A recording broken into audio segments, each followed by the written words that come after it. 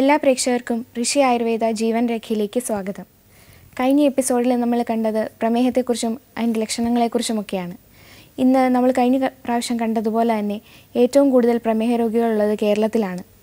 പ്രമേഹത്തെക്കുറിച്ചുള്ള നമ്മുടെ സംശയങ്ങൾക്ക് ഇന്ന് മറുപടി നൽകാനായിട്ട് നമ്മോടൊപ്പം ഉള്ളത് Rishi Ayurveda hospital and research സെൻ്ററിൻ്റെ മാനേജിംഗ് ഡയറക്ടർ ഡോക്ടർ NK സെബാസ്റ്റ്യനാണ്.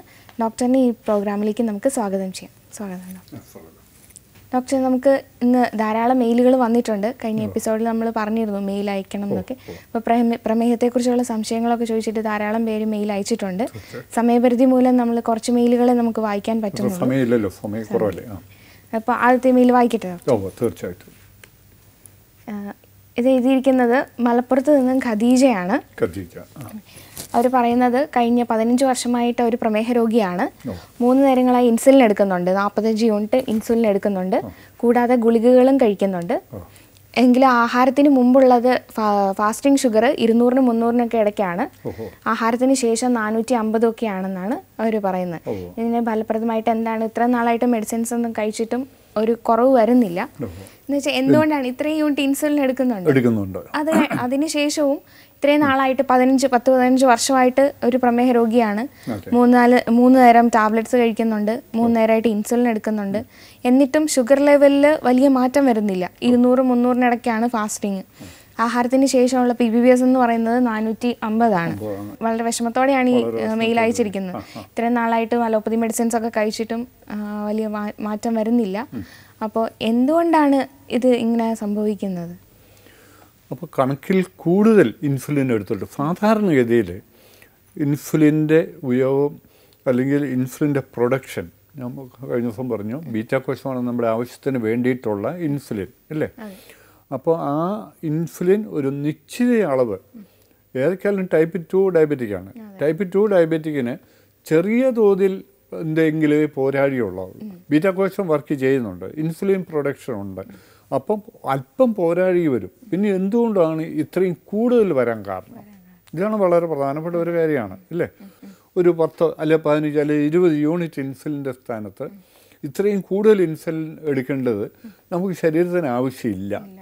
അതാണ് ആവശ്യമില്ലാതെയാണ് നമ്മൾ ഇത്രയും കൂടുതൽ എടുക്കുന്നത്. ഇപ്പോൾ ഹോസ്പിറ്റലിൽ ചെന്ന് കഴിയുമ്പോൾ കുറയുന്നില്ലെന്ന് പറയുമ്പോൾ സ്വാഭാവികമായിട്ട് ഇൻസുലിൻ്റെ കുറവ് കാണുക എന്ന് കരുതി കൂടുതൽ ഇൻസുലിൻ കൊടുക്കുകയാണ് ചെയ്യുന്നത്. പക്ഷേ അത്രയും ഇൻസുലിൻ്റെ ആവശ്യമില്ല.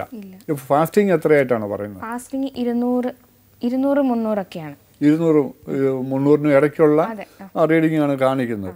ഫാസ്റ്റിംഗ് എന്ന് പറഞ്ഞാൽ ശരിക്കും വേണ്ട റീഡിംഗ് എന്ന് പറയുന്നത് 90 ആണ്. 90 വേണ്ടത്. ഇത്രയും കൂടുതലാണ്, ഇരട്ടിക്ക് മുകളിലാണ് അല്ലേ. ഇരട്ടിയാണെങ്കിൽ പോലും 180 ഉള്ളൂ. ഇരട്ടിയും അതിൽ കൂടുതൽ 2.5 ഇരട്ടിയൊക്കെയാണ് വന്നിരിക്കുന്നത്. അപ്പോൾ പകല് തലേദിവസം കഴിച്ച ആഹാരമെല്ലാം നമ്മൾ ഈ രാത്രി കൊണ്ട് രക്തത്തിൽ നിന്നും സെല്ലിലേക്ക് വലിച്ചെടുക്കുന്ന പ്രമേഹം എന്ന് പറഞ്ഞു കഴിഞ്ഞാൽ തന്നെ ഞാൻ ഒന്ന് അതിനെപ്പറ്റി ഒന്ന് എക്സ്പ്ലെയിൻ ചെയ്യാം. രക്തത്തിൽ വന്നിരിക്കുന്ന ഗ്ലൂക്കോസ് നമ്മുടെയൊക്കെ ആരോഗ്യമായിട്ടുള്ള ഒരാളുടെ അല്ലാത്തവരുടേത് രക്തത്തിൽ വന്നിരിക്കുന്ന ഗ്ലൂക്കോസ് നമ്മൾ എന്ത് ഭക്ഷണം കഴിച്ചു കഴിഞ്ഞാൽ അത് രക്തത്തിൽ വരും ഇല്ലേ. ആ രക്തത്തിൽ വന്നിരിക്കുന്ന ഗ്ലൂക്കോസ് അത് സെല്ലിലേക്ക് വലിച്ചെടുക്കണം. ആ സെല്ലിലേക്ക് വലിച്ചെടുക്കാൻ പറ്റാതെ വരുമ്പോഴാണ് രക്തത്തിൽ വീണ്ടും ഇങ്ങനെ കിടക്കുന്നത് ഇല്ലേ. നമ്മളിപ്പം പനി ഒരു 2-3 പേരുണ്ട്. അപ്പോൾ നമ്മൾ ഒന്നിച്ചിരുന്ന് ഭക്ഷണം കഴിക്കാമെന്നിരിക്കട്ടെ. നമ്മൾ 3 പേരാണെന്നിരിക്കുക. അതിലൊരാൾ നല്ലപോലെ കഴിഞ്ഞ ആഴ്ച മുഴുവൻ ആശുപത്രിയിലായിരുന്നു, ഹോസ്പിറ്റലിലായിരുന്നു, പനിയായിട്ട് കിടക്കുമായിരുന്നു. നമ്മൾ ഈ 3 പേർക്കും ഒരുപോലെയാണ് ഭക്ഷണം കൊടുത്തത്. ഈ അസുഖമില്ലാത്ത പനിയില്ലാതെ ഇരുന്ന 2 പേര് ആ പ്ലേറ്റിലെ ചോറ് മുഴുവനുണ്ട്, അല്ലെ കറികളും കഴിച്ചു. മറ്റേ ആൾ പനി ഉണ്ടായിരുന്ന ആൾ കുറച്ച് ചോറേ ഉണ്ണാൻ പറ്റുള്ളൂ. എന്തുകൊണ്ടാണ്? ഇവർക്ക് വിശപ്പുണ്ടായിരുന്നു, കഴിച്ചു. അതേ പനി ഉണ്ടായിരുന്ന ആൾ അതിനുള്ള ചികിത്സയുടെ കൊണ്ടിട്ടോ അല്ലെങ്കിൽ ആ പനിയുടെ കാരണങ്ങൾ കൊണ്ടോ നമുക്കറിയാം പനിയൊക്കെ കഴിച്ചു കഴിഞ്ഞാൽ പനിയൊക്കെ വന്നു കഴിഞ്ഞാൽ ആഹാരം വളരെ കുറച്ച് ദിവസത്തേന് കഴിക്കുള്ളൂ ഇല്ലേ. അപ്പോൾ അതിനൊരു കാരണമുണ്ട്. ആ ആളിന് ദഹനം പ്രക്രിയ പൂർണ്ണമായിട്ട് ആയിട്ടില്ല മറ്റേ ആളിന് ആരോഗ്യമുള്ള ഒരാളിനെ പോലെ. അപ്പോൾ അതുകൊണ്ട് വേണ്ട രീതിയിൽ ആഹാരം വലിച്ചെടുക്കാനായിട്ട് പറ്റുന്നില്ല. അതുകൊണ്ടാണ് കുറച്ച് ആഹാരം അത് തലച്ചോറ് പറഞ്ഞ് ഇത്രയും മതി. തലച്ചോറാണ് അത് തീരുമാനിക്കുന്നത് അല്ലേ. അപ്പോൾ അത് കുറച്ച് ആഹാരം കഴിച്ചു കഴിഞ്ഞപ്പോൾ സ്റ്റോപ്പ് ചെയ്തു. അതുകൊണ്ട് എന്ന് പറഞ്ഞതുപോലെ ആ അസുഖമില്ലാത്ത ഒരാളിലാണെങ്കിൽ 90 കഴിഞ്ഞ് മിച്ചമുള്ളത് മുഴുവൻ രക്തത്തിലെ സെല്ലിലോട്ട് വലിച്ചെടുക്കുക, അവിടെ എനർജി ഉണ്ടാക്കിയിട്ട് ശരീരത്തിന് തന്നു, ഇല്ലേ, കലോറിയാക്കി തന്നു. എന്നാൽ ഈ അസുഖമുള്ളയാൾ ഈ 90 പകരം ഇരട്ടിയും 2.5 ഇരട്ടിയും ഒക്കെ കൂടുതലും രക്തത്തിൽ ഗ്ലൂക്കോസ് കിടക്കുകയാണ്. അതിൻ്റെ കാരണം ഈ രക്തത്തിൽ വരുന്ന ഗ്ലൂക്കോസിനെ സെല്ലിലേക്ക് വലിച്ചെടുക്കുകയാണ്. സെല്ലിൽ വലിച്ചെടുത്തിട്ട് അത് അവിടെയാണ് എനർജി ഉണ്ടാക്കുന്നത്. ആ എനർജിയാണ് നമുക്ക് തരുന്നത്. എന്തുകൊണ്ടാണ് സാധാരണ ആൾക്കാർക്ക് ഇപ്പോൾ നമ്മൾ കഴിച്ച ഭക്ഷണം അത് എനർജി ആയിട്ട് ഇതാക്കാൻ പറ്റുന്നുണ്ട്, നമ്മുടെ കോശങ്ങൾക്ക് എനർജി ഉണ്ടാക്കാൻ പറ്റുന്നുണ്ട്. അപ്പോൾ എന്തുകൊണ്ടാണ് പ്രമേഹ രോഗികളിലെ സെല്ലുകൾക്ക് ഈ ഗ്ലൂക്കോസിനെ വലിച്ചെടുക്കാൻ പറ്റാത്തത്? അത് രക്തത്തിലെ ഗ്ലൂക്കോസിനെ സെല്ലുകൾ വലിച്ചെടുത്തിട്ട് അത് എനർജി ഉണ്ടാക്കാൻ പറ്റുന്നില്ല. അതാണ് അതിൻ്റെ കാരണം. നമ്മളിപ്പോൾ ഇൻസുലിൻ അല്ലേ, സർവ്വസാധാരണ അവർ പറയുന്നുണ്ട്, വളരെ കൂടുതൽ ഇൻസുലിൻ 3 നേരമായിട്ട് എടുക്കുന്നുണ്ട്, ഇൻസുലിൻ ചേർന്ന് ടാബ്ലറ്റ് ഉപയോഗിക്കുന്നുണ്ട്. അപ്പം എന്തുകൊണ്ടാണ് അത് സെല്ലിന് വലിച്ചെടുക്കാൻ പറ്റുന്നത്, അല്ലെ എങ്ങനെയാണ് വലിച്ചെടുക്കാൻ പറ്റുന്നതെന്നുള്ളതാണ്, ഇല്ലേ? അപ്പോൾ ഏറ്റവും പ്രധാനപ്പെട്ട ഒരു ഭാഗം ഇതാണ്, ഇൻസുലിൻ ആണ് രക്തത്തിലെ ഗ്ലൂക്കോസിനെ സെല്ലിലേക്ക് വലിച്ചെടുക്കാൻ സഹായിക്കുന്ന മീഡിയ. അത് ഞാനൊരു മനസ്സിലാകാനായിട്ട് ഒരു ഉദാഹരണം പറയാം. നമ്മളൊരു കപ്പ് ചായ അല്ലെ ഒരു ഗ്ലാസ് വെള്ളം ചൊടിയോട് ചേർത്ത് വെച്ചിട്ട് നമ്മൾ എങ്ങനെയാണ് ഉള്ളിലോട്ട് ഇത് ചെല്ലുന്നത്? ചേർത്ത് വെച്ച് കഴിഞ്ഞാൽ ഒരിക്കലും ഇത് വായിലോട്ട് ചെല്ലിയാൽ വായുന്നത് തൊണ്ട വഴി ആമാശയത്തിലോട്ട് പോവുകയല്ല, അല്ലേ? പിന്നെ നമ്മൾ എന്ത് ചെയ്യണം? വലിച്ചെടുക്കണം, എന്ന് പറയുക സഖ്യ ചെയ്യണം. അപ്പോൾ ഈ ഗ്ലാസ്സിലെ വെള്ളം വായിലോട്ട് കയറാനായിട്ട് സഹായിച്ചത് വായു, ആ മീഡിയ, അല്ലേ? എന്ന് പറഞ്ഞതുപോലെയാണ് രക്തത്തിലെ ഗ്ലൂക്കോസിനെ സെല്ലിലേക്ക് വലിച്ചെടുക്കാനായിട്ട് സഹായിച്ച ഒരു മീഡിയ ആണ് ഇൻസുലിൻ. ആദ്യത്തെ ഒരു പ്രാവശ്യം ഇൻസുലിൻ്റെ സഹായത്താൽ രക്തത്തിലെ ഗ്ലൂക്കോസിനെ വലിച്ചെടുത്തു സെല്ലിലേക്ക്. പക്ഷേ അവിടെ എനർജി ഉണ്ടാക്കിയില്ല, ഇല്ലേ? വായിക്കകത്തുനിന്ന് വെള്ളം ഉള്ളിലോട്ട് ചെന്നില്ല. അപ്പോൾ വെള്ളം വായി കിടക്കുന്നത് പോലെ സെല്ലിൽ വലിച്ചെടുത്തിരിക്കുന്ന ഗ്ലൂക്കോസ് എനർജി ഉണ്ടാക്കാത്തത് കൊണ്ട് സെല്ല് നിറഞ്ഞു കിടക്കുക ഗ്ലൂക്കോസ്. പിന്നെ എങ്ങനെയാണ് രക്തത്തിലെ ഗ്ലൂക്കോസിനെ വലിച്ചെടുക്കാൻ പറ്റുന്നത്? അങ്ങനെ രക്തത്തിൽ സെല്ലിലോട്ട് വലിച്ചെടുക്കാൻ പറ്റാതെ വരുമ്പോൾ അപ്പോൾ രക്തത്തിൽ കൂടുതൽ ഗ്ലൂക്കോസ് ഉണ്ടായിക്കൊണ്ടിരിക്കും, നമുക്ക് എനർജി ഉണ്ടാവുന്നുമില്ല. അപ്പോൾ ഇത് ഹോസ്പിറ്റലിൽ ചെന്ന് പറയുമ്പോൾ, ഡോക്ടേഴ്സിനോട് പറയുമ്പോൾ ഇത്ര സൂര്യൻ നിൽക്കുന്നതുകൊണ്ട് വീണ്ടും വീണ്ടും ഇൻസുലിൻ്റെ അളവ് കൂട്ടിക്കൊണ്ടിരിക്കും. എത്ര ഇൻസുലിൻ്റെ അളവ് കൂട്ടിക്കൊണ്ടിരുന്നാലും നമ്മുടെ ആവശ്യത്തിനേക്ക് വേണ്ടിയിട്ടുള്ള എനർജി ഉണ്ടാക്കാൻ പറ്റുന്നില്ല. അതിൻ്റെ കാരണം അത് വേണ്ട രീതിയിലല്ല സെല്ലിൽ ഈ ഗ്ലൂക്കോസ് വന്നെങ്കിലും അതിൻ്റെ പ്രവർത്തനം ഫയറിങ് നടക്കുന്നില്ല വേണ്ട രീതിയിൽ. ഇതാണ് കാരണം. ഇതുകൊണ്ടാണ് ഖദീജയ്ക്കും അതുപോലെ അതേ സിംറ്റത്തിലുള്ള അത് കേൾക്കുന്ന രോഗികൾക്കും ഈ അവസ്ഥ വരുന്നതിൻ്റെ കാരണം കണക്കിൽ കൂടുതൽ ഗ്ലൂക്കോസ്.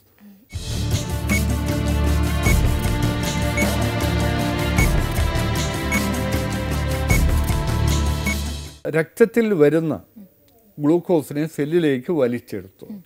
ഈ വലിച്ചെടുത്ത് കഴിയുമ്പോൾ ആ സെല്ലിൽ ഈ ഗ്ലൂക്കോസ് എന്തുമാത്രം കിടന്നാൽ അത് വർക്ക് ചെയ്യല, എനർജി ഉണ്ടാക്കിയാൽ. ഇത് എനർജി ഉണ്ടാക്കണമെങ്കിൽ അല്ലെങ്കിൽ ഫയർ ചെയ്യണമെങ്കിൽ ഓക്സിജനും കൂടെ വരണം. നമ്മൾ കഴിച്ച ആഹാരം രക്തത്തിൽ വരുന്നു, ഇല്ലേ?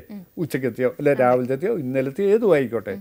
അന്ന് അതേ സ്ഥാനത്ത് ഈ ഗ്ലൂക്കോസ് എന്തുമാത്രം സെല്ലിൽ ചെന്നാലും എനർജി ഉണ്ടാക്കിയല്ല.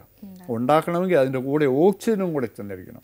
അത് നമ്മൾ അന്നേരം ശ്വസിക്കുന്ന ഇങ്ങനെ എടുക്കുന്ന അത് ശ്വാസകോശത്തിൽ നിന്ന് ഞാൻ ഈയിടെ കുറച്ച് വളരെ കൊള്ളാവുന്ന ആൾക്കാരോട് ചോദിച്ചു, ഈ നമ്മൾ ശ്വസിക്കുന്ന ഓക്സിജനെ എങ്ങോട്ടാണ് പോകുന്നത്?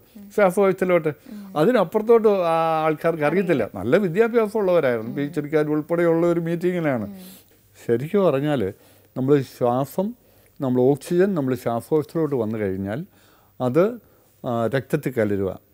അത് ആ രക്തത്തിൽ കലരുന്ന അത് ഓസ്മോസിസ് തത്വം വെച്ചാണ് രക്തത്തിൽ കലരുന്നത്.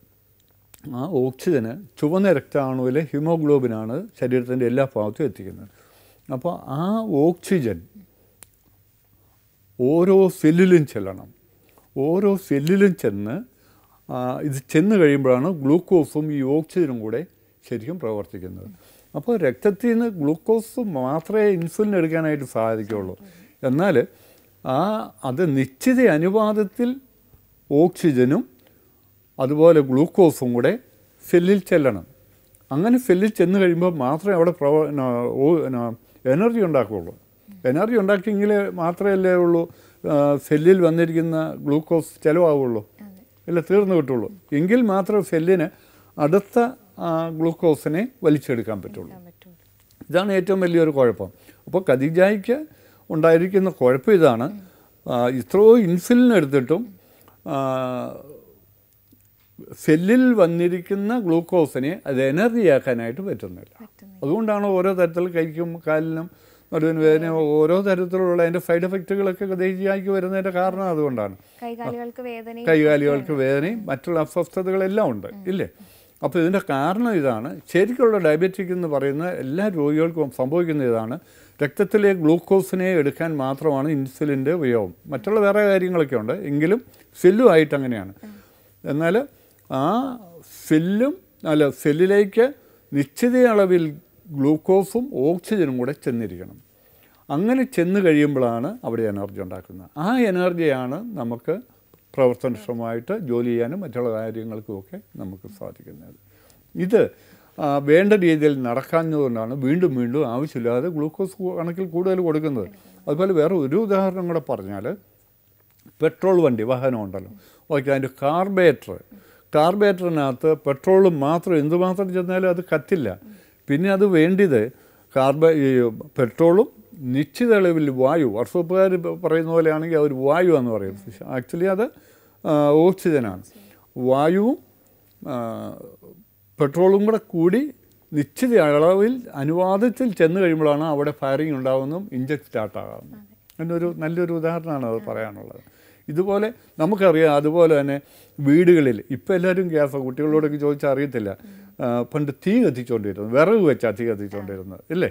ആ വിറക് വെച്ച് തീ കത്തിച്ചുകൊണ്ടിരുന്നാൽ ആ അടുപ്പ് നിറച്ച് വിറക് വെക്കാന്നിരിക്കട്ടെ, അത് ഒരിക്കലും പുകഞ്ഞിരിക്കുകയുള്ളൂ, കത്തിയല്ല, ഫ്ലെയിം കുറവായിരിക്കും. എന്നാൽ ഒരു 5-6 കഷണം വിറക് അങ്ങോട്ട് എടുത്ത് മാറ്റിയാൽ, എന്നിട്ട് തീ കത്തിച്ചാൽ, തീപ്പെട്ടിക്കൊള്ളി ഒഴിച്ച് അങ്ങോട്ട് കത്തിച്ച് കഴിഞ്ഞാൽ ഉടനെ അത് ഭയങ്കരമായിട്ട് ഫ്ലെയിമോടുകൂടി അത് കത്തും ഇല്ലേ. എന്ന് പറഞ്ഞാൽ ഇത്രേ ഉള്ളൂ, ധാരാളം ഓക്സിജൻ ഉണ്ടെങ്കിൽ മാത്രമേ ഉള്ളൂ ഫയറിംഗ് എന്ന് പറയുന്ന പ്രവർത്തനം നടക്കുള്ളൂ. ഇത് തന്നെയാണ് നമ്മുടെ സെല്ലിൽ നടക്കുന്നത്.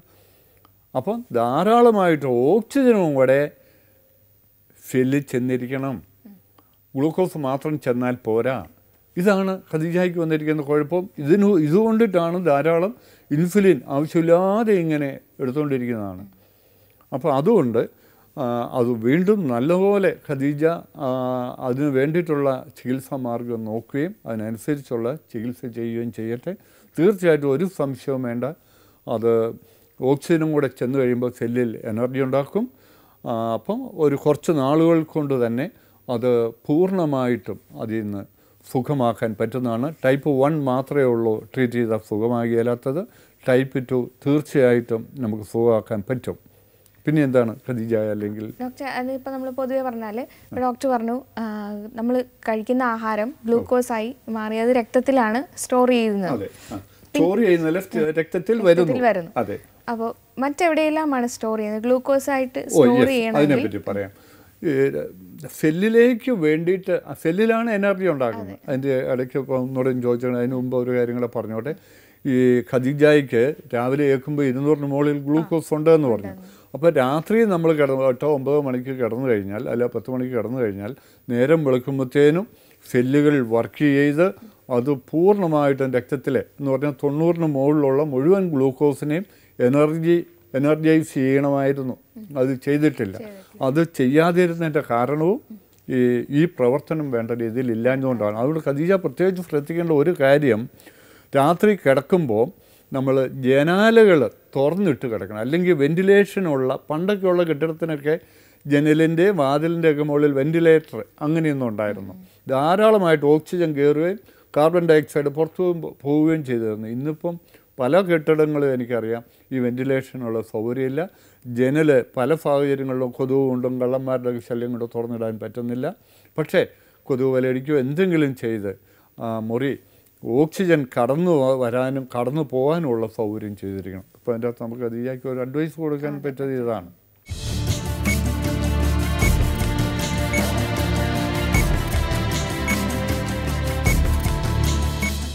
ഈ സെല്ലിലേക്ക് എനർജി ഉണ്ടാക്കാൻ വേണ്ടിയിട്ടുള്ള ഗ്ലൂക്കോസ് സ്റ്റോർ ചെയ്തിരിക്കുന്ന എവിടെയാണ്? അത് കരളിനകത്താണ്. ഈ കരളിനകത്ത് രക്തത്തിൽ വന്നിരിക്കുന്ന ഗ്ലൂക്കോസിനെ കരളിനകത്ത് ഗ്ലൈക്കോജനായിട്ടാണ് സ്റ്റോർ ചെയ്യുന്നത്. അപ്പോൾ ഈ ഗ്ലൈക്കോജനായിട്ട് സ്റ്റോർ ചെയ്യണമെങ്കിലും അതിന് ഒരു നിശ്ചിത ചെറിയ അളവ് ഇൻസുലിൻ്റെ ആവശ്യമുണ്ട്. അപ്പോൾ സെല്ലിൽ ഫയർ ചെയ്യാൻ വേണ്ടിയിട്ട് മാത്രമല്ല ഇൻസുലിൻ വലിച്ചെടുക്കാൻ ഗ്ലൂക്കോസ് വലിച്ചെടുക്കാൻ മാത്രമല്ല ഈ ലിവറിനകത്ത് സ്റ്റോർ ചെയ്യാനും കൂടെ വേണ്ടിയിട്ടുള്ള അതിനും ചെറിയ അളവിൽ ഇൻസുലിൻ്റെ ആവശ്യമുണ്ട്. എങ്കിലും അത് വളരെ കൂടുതൽ തോതിലൊന്നും അതിൻ്റെ ആവശ്യമില്ല. അതിനൊക്കെയുള്ള ഇൻസുലിൻ ശരീരം ഉൽപ്പാദിപ്പിക്കുന്നുണ്ട്. അപ്പം സെല്ലിലേക്ക് വേണ്ടിയിട്ടുള്ള ഗ്ലൂക്കോസ് മുഴുവനും സ്റ്റോർ ചെയ്തിരിക്കുന്നത് ലിവറിനകത്താണ്. അപ്പോൾ സെല്ലിൽ പ്രവർത്തിച്ച് ബാക്കി രക്തത്തിൽ വരുന്ന ഗ്ലൂക്കോസിനെ മുഴുവനും അത് തീർന്നു കഴിയുമ്പോൾ 90 കഴിയുമ്പോഴത്തേനും ലിവറിൽ നിന്നും ഖരമായിട്ട് ആണ് ഗ്ലൈക്കോജൻ സ്റ്റോർ ചെയ്യുന്നത്. അതിനെ ലിക്വിഡ് ഫോമിൽ ഗ്ലൂക്കോസിൻ്റെ ഫോമിലേക്ക് രക്തത്തിലോട്ട് തരും. ആ രക്തത്തിൽ വരുന്ന ഗ്ലൂക്കോസിനെയാണ് വീണ്ടും വീണ്ടും സെല്ലിലേക്ക് എടുക്കുന്നത്. അപ്പോഴത്തേക്ക് നേരം വെളുക്കുമ്പോഴത്തേനും ആ ലിവറിനകത്ത് സൂക്ഷിച്ച് വെച്ചിരിക്കുന്ന മിക്കവാറും ഉള്ള ഗ്ലൂക്കോസ് മുഴുവനും സെല്ല് എനർജൈസ് ചെയ്ത് തീർക്കും. ഇതാണ് സ്റ്റോർ ചെയ്ത് വെക്കുന്നതിൻ്റെ കാരണം. അപ്പോൾ ലിവറിൽ സ്റ്റോർ ചെയ്യുന്നത് പോലെ തന്നെ നമ്മൾ വേറെ എവിടെയൊക്കെയാണ് സ്റ്റോർ ചെയ്തത്? ഇത് സെല്ലുകളിലേക്ക് എനർജി ഉണ്ടാക്കാൻ വേണ്ടിയിട്ട് മാത്രമുള്ള ഗ്ലൂക്കോസാണ് ഈ ലിവറിനകത്ത് സ്റ്റോർ ചെയ്യുന്നത്. എനിക്കിപ്പോൾ അതിൻ്റെ കൂടെ ഒരു അഡ്വൈസ് പറയാനുള്ളത്, ഈ ലിവറിന് ഋഷിയിൽ ട്രീറ്റ് ചെയ്യുകയാണെങ്കിൽ അവിടെയുള്ള എല്ലാ ബ്രാഞ്ചുകളിലും എല്ലാ ഡോക്ടേഴ്സും ആദ്യമായിട്ട് ചെയ്യുന്ന liver function test, kidney test അല്ലേ, അതുപോലെ തൈറോയിഡിൻ്റെ ടെസ്റ്റ് ഇത് നിർബന്ധമായിട്ടും ചെയ്തേച്ച് വരണമെന്ന് പറയുന്നതിൻ്റെ കാരണം ഇതാണ്. ഈ ലിവറിന് ഏതെങ്കിലും തരത്തിൽ ഫാറ്റി ലിവറോ അല്ലെ അതുപോലെയുള്ള ഏതെങ്കിലും ട്രബിൾ ഉണ്ടെങ്കിൽ അതിനും കൂടി ഇതിൻ്റെ കൂടെ ട്രീറ്റ് ചെയ്യണം. വളരെ പ്രധാനപ്പെട്ട ഭാഗമാണ്. കാരണം സെല്ലിലേക്ക് വേണ്ടിയിട്ട് എനർജിക്ക് വേണ്ടിയിട്ട് നമുക്കുള്ള ആ ഗ്ലൂക്കോസ് മുഴുവൻ സ്റ്റോർ ചെയ്ത് വെച്ചിരിക്കുന്നത് ലിവറിനകത്താണ് അല്ലേ. അതപ്പം നല്ല ഏറ്റവും പെർഫെക്റ്റ് ആയിട്ടുള്ള ലിവറാണ് നമുക്ക് ആവശ്യമുള്ളത്. അതല്ല എങ്കിൽ നമുക്ക് അതുപോലെയുള്ള സ്റ്റോർ ചെയ്യാനായിട്ട് പറ്റിയ വേറെ ഒരിടവും ഇല്ല. അപ്പോൾ ലിവറിന് ഏതെങ്കിലും തരത്തിലുള്ള തകരാറുണ്ടെങ്കിൽ അത് നമ്മുടെ എനർജി ഉണ്ടാക്കാനായിട്ട് അല്ലെങ്കിൽ അതിനുള്ള ഗ്ലൂക്കോസ് സ്റ്റോർ ചെയ്യാനായിട്ട് പറ്റിയല്ല. ഇത് വളരെ പ്രധാനമായിട്ടൊരു കാര്യമാണ്. പിന്നെ അടുത്തത് ഇപ്പോൾ ഡോക്ടർ ചോദിച്ചാൽ ഇത് എവിടെയാണ് സ്റ്റോർ ചെയ്തതെന്നുള്ളത്, അടുത്തത് സ്റ്റോർ ചെയ്യുന്നത് മസിൽസിനകത്താണ്. മസിൽസിനകത്ത് സ്റ്റോർ ചെയ്യുന്നതിനും ഒരല്പം ഇൻസുലിൻ്റെ ആവശ്യമുണ്ട്. മസിൽസിൻ്റെ പ്രവർത്തനം നമുക്ക് ഇപ്പോൾ ഒന്ന് എഴുതുന്നതിന്, അപ്പോൾ ഞാനിപ്പോൾ സംസാരിക്കുന്നതിന് അല്ല ഡോക്ടർ സംസാരിക്കുന്നതിന്, പിന്നെ പറമ്പിൽ എന്തെങ്കിലും ജോലി ചെയ്യുന്നതിന്, നടക്കുന്നതിന്, യോഗ ചെയ്യുന്നതിന്, എക്സസൈസ് ചെയ്യുന്നതിന് മുഴുവനും ഇല്ലേ. ഞാനിപ്പോൾ സംസാരിക്കുമ്പോൾ കൈയെടുത്താണ് സംസാരിക്കുന്നത്. ഇതിനെല്ലാം നമുക്ക് എനർജി വേണം. ഇതെല്ലാം ചെയ്യുന്നത് മസിൽസാണ്. മസിൽസിൽ അപ്പോൾ ഇത് ചെയ്യുന്നതിന് വേണ്ടിയിട്ടുള്ള എനർജി അത് മസിൽസിൽ തന്നെയാണ് സ്റ്റോർ ചെയ്യുന്നത്. ഗ്ലൂക്കോസ് സ്റ്റോർ ചെയ്യുന്നത് മസിൽസിൻ്റെ ആവശ്യത്തിലേക്കുള്ളത് മസിൽസിൽ തന്നെയാണ് സ്റ്റോർ ചെയ്യുന്നത്. അപ്പോൾ ഈ നമ്മളിപ്പോൾ ഇങ്ങനെ പ്രവർത്തിച്ച് കഴിയുമ്പോഴത്തേനും നമ്മൾ കുറച്ച് ജോലിയൊക്കെ ചെയ്ത് കഴിയുമ്പോഴത്തേനും നമ്മൾ കുറച്ച് അവേഴ്സ് അല്ലേ മണിക്കൂറുകൾ ജോലി ചെയ്ത് കഴിയുമ്പോൾ നമ്മൾ ക്ഷീണിക്കുന്നതിൻ്റെ കാര്യം ഇതാണ്, മസിൽസിൽ സ്റ്റോർ ചെയ്തിരിക്കുന്ന ഗ്ലൂക്കോസ് തീർന്നു എന്നുള്ളതാണ്. അപ്പോൾ അതുകൊണ്ട് മസിൽസ് നല്ല പെർഫെക്ഷൻ ഉണ്ടായിരിക്കണം, മസിൽസ് നല്ല ആക്റ്റീവായിരിക്കണം, ഓരോ തരത്തിലുള്ള അസുഖങ്ങളും ഉണ്ടായിരിക്കരുത്. അതുകൊണ്ട് അങ്ങനെ മസിൽസിന് എന്തെങ്കിലും തകരാറുള്ളതുകൊണ്ടാണ് ഖദീജയ്ക്ക് മസിൽസ് പെയിൻ, ജോയിൻസ് പെയിൻ ഒക്കെ ഉണ്ടാകുന്നതിൻ്റെ കാരണം അതാണ്. ഋഷിയിൽ ഇതിന് എന്തൊക്കെ ട്രീറ്റ്മെൻറ്റ്സ് ആണ് ചെയ്യുന്നത്? നമുക്ക് ഇതിനുള്ള ട്രീറ്റ്മെൻ്റ് ഉണ്ട്. ആ ട്രീറ്റ്മെൻറ്റിലോട്ട് വരുന്നതിന് മുമ്പ് ഞാൻ ഈ മസിൽസിൽ സ്റ്റോർ ചെയ്യുമെന്ന് പറഞ്ഞല്ലോ. മസിൽസിൽ സ്റ്റോർ ചെയ്യുന്നത് മസിൽസിനകത്ത് ധാരാളമായ ഫൈബറുണ്ട്. ആ ഫൈബറിനകത്താണ് ഇത് സ്റ്റോർ ചെയ്യുന്നത്. ഫൈബറിനകത്ത് സ്റ്റോർ ചെയ്തിട്ട് ആ ഫൈബറിൽ നിന്നാണ് നമുക്ക് എനർജി വേണ്ടിയിട്ട് അല്ല മസിൽസ് പ്രവർത്തിക്കാൻ വേണ്ടിയിട്ട് ഗ്ലൂക്കോസിനെ നമുക്ക് തിരിച്ചു തരുന്നത്. അതും ഗ്ലൈക്കോജനായിട്ടാണ് സ്റ്റോർ ചെയ്യുന്നത്. അപ്പോൾ ഖദീജയ്ക്ക് വന്നിരിക്കുന്ന കുഴപ്പം മസിൽസിലെ ഫൈബറിന് തകരാറായിട്ടുണ്ട്.